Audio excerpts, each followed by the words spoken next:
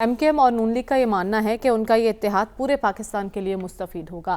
کیا آپ کو ایسا ہی لگتا ہے؟ دیکھیں، پہلے تو جو ایک بات لاڈلے کے حوالے سے کی گئی ہے، یہ لفظ مخصوص تھا پی ٹی آئی کی لیڈرشپ کے حوالے سے. اس سے پہلے پاکستان کی سیاسی تاریخ میں کسی کو لاڈلا قرار نہیں دیا گیا تھا. آج کے دور میں لاڈلا کون ہے؟ دیکھیں، فیصلہ تو کرنا ہے عوام نے، اور عوام کے ووٹوں سے فیصلہ ہونا ہے. اور اس میں کوئی لاڈلا ہو یا کوئی کسی کے لیے ڈیل ہو یا ڈھیل ہو، پاکستان کے عوام میں بہت اچھی طرح اس ساری صورتحال کا ادراک بھی رکھتے ہیں. لیکن آپ نے اپنے ابتدائیے میں جو بات کی تھی کہ دو تائی اکثریت، یہ بات دو تائی اکثریت کہنے والوں کے پاس کیا پاکستان کے 1200 حلقے میں امیدوار موجود ہیں؟ میرا خیال پارٹیز کا بڑا المیہ یہ ہے کہ پارٹیز پہلی دفعہ دیکھنے میں آ رہا ہے کہ پاکستان کی بڑی پارٹیز جو ہے وہ چھوٹی پارٹیز کے ساتھ اتحاد پہ مجبور ہے. وہ الیکٹیبلز ڈھونڈ رہی ہے کہ آپ نے سندھ کی بات کی ہے، اسے بلوچستان کے اندر خود نواز شریف صاحب جا رہے ہیں تو وہاں پر بھی ان کی ترجیح جو ہوگی الیکٹیبلز ہوں گے، اور بلوچستان کی سیاست ہمیشہ الیکٹیبلز کے گرد گھومتی ہے. جہاں تک آپ نے ایم کیو ایم کی بات کی ہے، دیکھیں آپ جس ایم کیو ایم کی بات کر رہے ہیں اور ایم کیو ایم کے حوالے سے تحفظات ظاہر کر رہے ہیں، یہ وہ والی ایم کیو ایم نہیں ہے. اس وقت ایم کیو ایم کو وہاں پر کراچی میں اور سندھ کے شہری علاقوں میں لوئر مڈل کلاس کی بڑی تائید اور حمایت حاصل تھی، اور وہ آزمائی ہوئی جماعت ہے. اور پھر آپ 2018 کے الیکشن میں دیکھ لیں کہ وہ جو 2013 میں 17 سیٹیں جیتنے والے تھے وہ 4 پہ آ گئے. تو کراچی کے عوام میں بڑے باشعور ہیں. اور ہم دیکھیں ایک الائنس کی بات کر رہے ہیں کہ مسلم لیگ نون اور ایم کیو ایم کا اتحاد، وہاں کی اصل ریئلٹی کچھ اور ہے. دیکھیں کراچی کی ریئلٹی یہ ہے کہ 2018 میں جس پارٹی نے 16-17 سیٹیں لی تھی، ابھی بظاہر وہ پارٹی آپ کو نظر نہیں آ رہی. اور وہ جو ایک ان کا بھی ایک ووٹ بینک کا خمار ہے نا، وہ ووٹ بینک ضرور ہوتا ہے لیکن ووٹ بینک کو بروئے کار لانا اصل چیز ہوتی ہے کہ کیا وہ ووٹ بینک کو بروئے کار لا سکیں گے. دیکھیں پولیٹیکل لیڈرشپ اور پولیٹیکل پارٹیز کی اگر عوام کے اندر روٹس موجود ہوں، اسی طرح کی کیفیت سے 2018 کے اندر بھی ایک پارٹی ان کے سامنے بھی یہی کیفیت تھی. اس پارٹی کی لیڈرشپ کو انہوں نے نااہل قرار دے دیا تھا. وہ بھی چاہتی تو اس طرح کی بات کر سکتی تھی لیکن انہوں نے الیکشن لڑا ہے. میں سمجھتا ہوں کہ دو تائی اکثریت تو آپ بھول جائیں. پاکستان کے اندر آج کے حالات میں پہلے بھی کہہ چکا ہوں کہ سادہ اکثریت کی حامل پارٹی ہی برس اقتدار آنی چاہیے، کوئی بھی پارٹی ہو، تاکہ وہ اپنے فیصلوں کے اندر آزاد اور خود مختار ہو. یہ جو اس سے پہلے 3.5 سال کا تجربہ، پھر 16 ماہ کا تجربہ، بڑی پارٹیز بھی چھوٹی پارٹی کے مرہون منت ہوتی ہیں اور وہ بڑے فیصلے نہیں کر پاتی. آج اگر پاکستان نے آگے کی طرف جانا ہے، آپ کے جمہوری سسٹم کو آگے فعال رول ادا کرنا ہے، تو پھر فیصلہ عوام کے ووٹوں سے ہوگا اور فیصلہ کسی ایک پارٹی کے حق میں ہونا چاہیے. اور سب سے اہم بات یہ ہے کہ مجھے نہیں سمجھ آ رہی کہ یہ اتحاد تو بن رہے ہیں لیکن کسی پولیٹیکل پارٹی نے اپنا انتخابی منشور نہیں پیش کیا. کیا وجہ ہے کہ وہ پاکستان کے عوام کو یہ بتانے سے قاصر ہے کہ وہ برس اقتدار آ کر پاکستان کو مہنگائی، بے روزگاری اور غربت کے طوفان سے بچانے کے لیے کوئی چیز ان کے پاس موجود ہے؟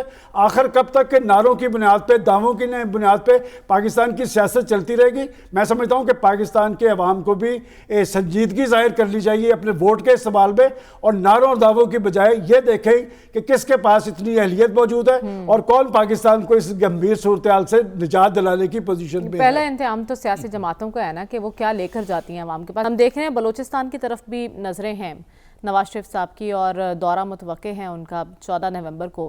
وہاں باپ پارٹی کی ترجیح کیا ہوگی؟ دیکھیں ایک تو بڑی درد مندی کے ساتھ جو مسلم لیگ نون کو مشورے دیے گئے ہیں، انہیں ان مشوروں پہ ضرور غور کرنا چاہیے. جہاں تک کہ بلوچستان کے محاذ کا ذکر ہے، ایک ماحول بنتا ہے انتخابات سے پہلے. آج باپ پارٹی کی ترجیح کون ہے؟ ایم کیو ایم کن کے ساتھ آ کے الائنس کر رہی ہے؟ اس کے بعد فنکشنل لیگ کی جھکاؤ کس پارٹی کی طرف ہے؟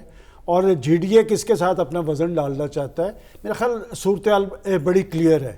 اور پنجاب کے حوالے تو انہوں نے کہا کہ اگر پنجاب تک، میں سمجھتا ہوں کہ کسی بڑی پارٹی کو کسی ایک صوبے تک محدود نہیں رہنا چاہیے. پاکستان ایک پورا ملک ہے، اور جب وہ یہ کہلاتے ہیں کہ جی قومی پارٹیز ہیں تو قومی پارٹیز کا ایک قومی تشخص بھی ہونا چاہیے اور پورے ملک کو انہوں نے سامنے رکھ کر اپنی پالیسی کا تعین کرنا چاہیے. بلوچستان کی صورتحال کیا ہے؟ دیکھیں نواز شریف صاحب وہاں جا رہے ہیں اور میری اطلاع کے مطابق ان کی ترجیح وہاں پر صرف اپنی پارٹی نہیں ہے. ایک تو انہوں نے جا کے بہت سارے الیکٹیبلز ہیں وہ مسلم لیگ نون میں شامل ہو رہے ہیں. اور اہم بات میرے خیال میں یہ ہے کہ جب آپ نے آگے کی طرف چلنا ہے تو یہ بات 2013 میں بھی نواز شریف صاحب نے کہی تھی کہ ہم قوم پرستوں کو ساتھ لے کے چلیں گے. دیکھیں چھوٹے صوبوں کے اندر عدم تحفظ ہے, ان کے اندر احساس محرومی ہے, اور میں سمجھتا ہوں کہ اگر پنجاب کی لیڈرشپ بیٹھ کے بلوچستان کی بات کرے گی تو بلوچستان کے عوام کے لیے ایک اچھا میسج جائے گا. اور بلوچستان ایک رقبے کے اعتبار سے پاکستان کا سب سے بڑا صوبہ ہے, اور نواز شریف صاحب کو میں یہ کریڈٹ ضرور دوں گا کہ وہ ہمیشہ بلوچستان کے حوالے سے ٹچ ہی رہے ہیں, اور وہاں انہوں نے ایک دن ایسا بھی رکھا ہے جس میں اپنی پارٹی کے علاوہ وہاں کے جو بلوچ لیڈرشپ ہے ان کے ساتھ بھی وہ مشاورت کر رہے ہیں آنے والے حالات کے حوالے سے. میں سمجھتا ہوں کہ آج کی صورتحال میں ان کا بلوچستان کا وزٹ پاکستان کی مستقبل کے سیاست کے حوالے سے اہم ہے, اور پاکستان کی تمام لیڈرشپ, آصف زرداری صاحب کو بھی چاہیے کہ وہ پنجاب کے اندر آئیں, پنجاب کے گلی محلوں کے اندر جائیں. ایک وقت تھا کہ پیپلز پارٹی پنجاب میں بہت پاپولر جماعت تھی. اس لاہور کے اندر 6 قومی اسمبلی کی نشستیں ہوتی تھی, 6 کی جگہ پیپلز پارٹی جیتتی تھی. آخر جو پنجاب جو گڑھ رہا ہے پیپلز پارٹی کا, یہاں سے پیپلز پارٹی ختم کیوں ہو گئی کہ کچھ الیکٹیبل ضرور ہیں. اب جنوبی پنجاب کے حوالے سے بات کی جا رہی ہے, وہ مجھے بار بار بات کرنا اچھا نہیں لگتا کہ وہاں کی ریئلٹی تو مختوم احمد محمود نے, اور میں آج بھی میں نے ان سے پوچھا کہ آپ کون سی نشست سے کون سے لوگوں کو ترجیح دیں گے, وہ ابھی تک اس حوالے سے یہ کہتے نظر آ رہے ہیں کہ ہم الیکٹیبلز کو لیں گے. اور وہ مظفر گڑھ یا ملتان میں, میرا خیال ہے کہ پاکستان کی بڑی پارٹیز کو آج کی صورتحال میں ان انتخابی اتحادوں سے زیادہ ضرورت اس بات کی ہے کہ پاکستان جس طرح کے گمبھیر مسائل سے دو چار ہے, مہنگائی ہے, بے روزگاری ہے, غربت ہے, بجلی کے بل ہیں, اس حوالے سے کسی پارٹی نے کہا ہے کہ ہم آ کے یہ سارا کچھ سد باب کریں گے. اور وہ جو بار بار کہا جا رہا ہے کہ جی پارٹیز, دیکھیں یہ جو ہوتے ہیں نا حالات, جس حال میں جینا مشکل ہو اس حال میں جینا لازم ہے. ابھی یہ ذکر کیا گیا ہے تو مجھے یاد پڑتا ہے کہ جنرل مشرف کا دور کے اندر جو ٹارگٹ تھی وہ ایک پارٹی تھی, لیکن جنرل مشرف کے دور میں لوگ ان کی پارٹی کے لیے ترستے تھے, لوگوں نے ان کی پارٹی کے ٹکٹ حاصل کیے اور پھر الیکشن بھی جیتا.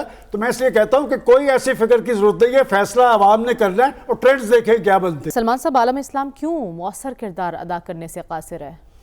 دیکھیں یہ جو 7 اکتوبر کو حماس کی جانب سے رد عمل ظاہر کیا گیا تھا وہ اس بنیاد پہ نہیں تھا کہ عالم اسلام یا عرب ممالک اس کی پشت پر کھڑے ہوں گے.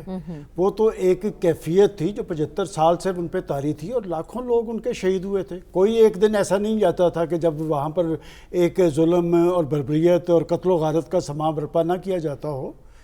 بات یہ کہ حماس کے اقدام کے بعد پریشر, میں نے کل بھی یہ بات آپ کو کہی تھی کہ یہ عالم اسلام کے ممالک اس بنیاد پہ یہ جمع نہیں ہوئے کہ ان کے اندر کوئی ایسا تحرک موجود تھا کہ جی اسرائیل کی بربریت اور ظلم کے خلاف وہ ایک مشترکہ لائحہ اختیار کریں گے. یہ ہمیشہ سے مطالبات اور مذمت ہی جاری ہے. اور بڑا اقدام, دیکھیں اعلامیے کے اندر بڑا اقدام تو کوئی نہیں ہے, اور بڑا اقدام کوئی نہیں ہے تو اس سے کیا اس صورتحال پہ کوئی مؤثر اثر ہو پڑے گا, میں نہیں سمجھتا. لیکن ایک بات میں آپ کو ضرور بتا دوں کہ عالم اسلام کے ممالک کے لوگ جو ہے یہ ان کا پریشر تھا اپنی حکومتوں کے اندر. انہیں پتہ ہے کہ وہاں کے جو عرب ممالک ہے وہاں کے 95-98 تک جو ان کے اخبارات میں ہے کہ لوگ فلسطینیوں کے ساتھ ہیں. اب یہ جو وہ کیا کہتے ہیں گفتن نشستن برخاستن مطالبات اور مذمت, اب عالم اسلام کے ان ممالک میں رد عمل بڑھے گا. اس لیے کہ اسرائیل کو کوئی فرق نہیں پڑ رہا, وہ کوئی ایک دن ایسا نہیں جا رہا کہ وہ اپنا قتل و غارت. آج آپ نے دیکھا کہ برطانوی خاتون جو ہے وہ جو ہاسپٹل الشفا اس کا وہ پڑھتی ہوئی وہ رو پڑی. اور بات یہ کہ 4,500 معصوم بچے وہ ماؤں کے بیٹے ہیں, ان کے ساتھ کیا ہوا, 2,500 خواتین ہیں. اور یہ بات درست کی گئی ہے کہ اس سے بہتر تو وہ لندن کا مظاہرہ تھا, کہ سعودی عرب والی کانفرنس سے بہتر تو لندن کا مظاہرہ تھا کہ وہاں پر انسانیت زندہ ہے. اس کا مطلب مہذب ممالک کے اندر آج بھی لوگ انسانیت پر یقین رکھتے ہیں, اور وہاں پر یہ پریشر بڑھ رہا ہے. اب یہ ان کی اس کانفرنس کے بعد مجھے لگتا ہے کہ عالم اسلام کے ممالک میں رد عمل بڑھے گا, چونکہ اس پہ خاموشی طاری نہیں ہوگی. گھر گھر کے اندر لوگ جب فلسطین کا ذکر کرتے ہیں, میں یہاں پر نام نہیں لینا چاہتا کہ پاکستان کے اندر مختلف کاروباری مراکز جن فرنچائز کا تعلق ان سے ہے, میں نے ان سے جا کے پوچھا ہے کہ آپ کے یہاں کیا فرق پڑا ہے. انہوں نے کہا جی آدھے سے بھی کم، اس کا مطلب پاکستان کے لوگوں کے اندر ایک تحریک موجود ہے فلسطینیوں کے حوالے سے۔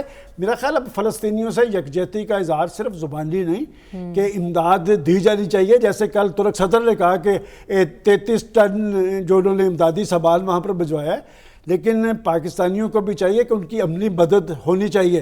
اور یہ جو فلسطینیوں سے یکجہتی کا اظہار تو ہوتا ہے، صرف لیکن امداد اسرائیل بھیج کے مدد ہو جائے گی؟ دیکھیں بات یہ کہ ہم تو یہی جو کر سکتے ہیں، آخر یہ تھنک ٹینک بھی تو ایک کام کر رہا ہے نا، کہ بات یہ کہ لوگوں کے اندر، ہمارے عوام کے اندر جو تحریک موجود ہے، ہم بھی تو اسی رد عمل کا اظہار کر رہے ہیں کہ پاکستان کے عوام کے اندر تشویش ہے، تو آپ کے خیال میں سعودی عرب کے عوام میں نہیں ہوگی، قطر کے لوگوں میں نہیں ہوگی؟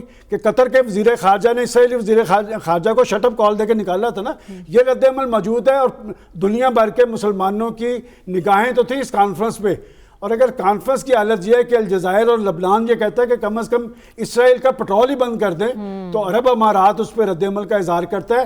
بات یہ ہے کہ ان کے امریکی مفادات تھے اور ان کے اپنے اپنے مفادات کو انہوں نے یقینی بنانے کی کوشش کی ہے، یہ رد عمل ضرور ہوگا عالم اسلام۔ ٹھیک ہے، لیکن تیل کی فراہمی روکنے کی تجویز بھی دی گئی، پھر سفارتی تعلقات ختم کرنے پر زور بھی دیا گیا، لیکن کچھ ممالک ایسے تھے جو اتنا آگے بڑھنے پر گریزاں دکھائی دی۔